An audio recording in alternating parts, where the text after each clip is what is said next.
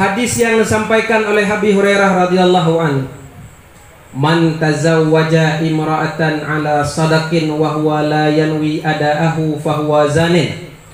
Mantang yang gemu kawin dengan tira urang inang hana gebaya jelame gemutang jelame. Yang dengar pegak bentek hancik mekawin dengan jelame mutang tajang.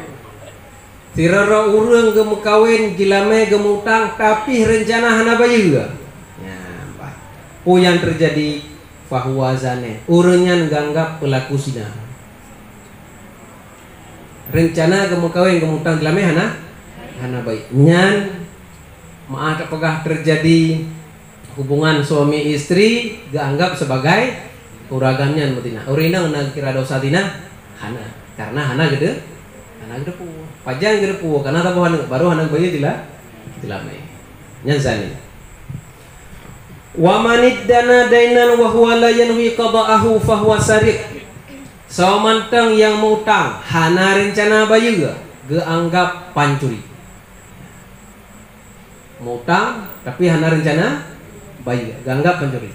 Man tikrek bawan bagi hana rencana bayi tikrek bawan bagi berarti ganggap tikrek bawan dah cuma ya tumana lagu hadis Nabi sallallahu alaihi wasallam mantang orang yang mutang han ke bayi di dunia ne bayi Allah di akhirat. Pak kejadian ji na rencana bayi han gebayu dalam hadis Nabi urangnya tengah nebaya Allah Subhanahu wa taala. Tapi urang-urang malaikat pilih kah?